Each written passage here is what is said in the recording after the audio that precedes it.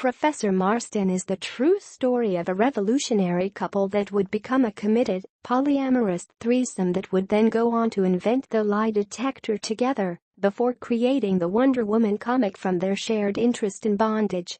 That Robinson manages to present these convention-flouting characters in entirely conventional terms, while still telling their story faithfully from beginning to end, spanning decades, just as anyone might do with a regular old heteronormative romance. I have to say, wow!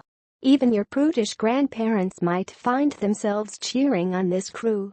Dr. William Moulton Marston, Luke Evans, gets caught by his wife and scientific partner, Elizabeth Rebecca Hall, making goo-goo eyes at his bright psychology student Olive Byrne, Bella Heathcote.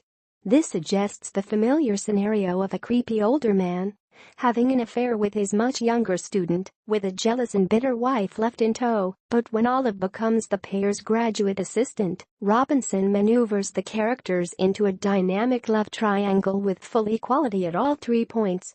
Their priority, at first, is developing and perfecting a lie-detecting machine, which leads to pulse-raising moments of intimacy as everyone takes a turn probing the others for their desires and weaknesses, but never with malicious intent.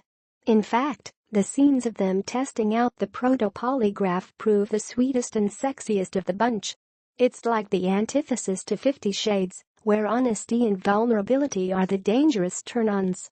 Robinson takes full advantage of the fact that these characters are psychological pioneers who quickly process emotions and feelings, leading to rapid-fire exchanges and surprising character responses. Early on, when Elizabeth bluntly tells Olive not to sleep with her husband, it's relatively easy for Elizabeth to examine her feelings and then apologize to Olive.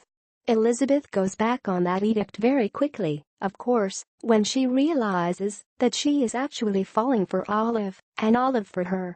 William also loves them equally, as proven by the lie detector. Yes, eventually the trio realize that they like to be tied up in ropes and role play, but those scenes are never lurid.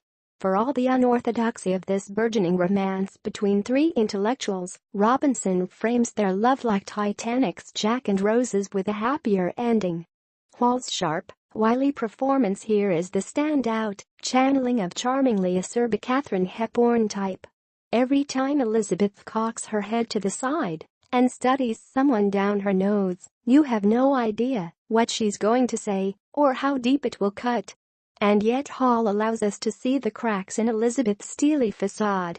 Robinson makes both Elizabeth and Olive so strong as characters that the film evades the Hollywood trap of presenting untraditional sexual arrangements as pure male fantasy. Costuming, from designer Donna Maloney, is immaculately tailored to the time periods without being too showy. It's refreshing to see characters often wearing the same clothes in different scenes, like real people who don't toss away a dress after one night. No one element of this film draws so much attention that it distracts from the romance. Everything in this past is so commonplace that you don't even notice it. Two women tying each other up in ropes. Robinson makes it almost wholesome. The film suggests that you're the weirdo for even thinking this arrangement might be strange. The most exceptional element of Professor Marston and the Wonder Women might actually be its comforting, radical normalcy.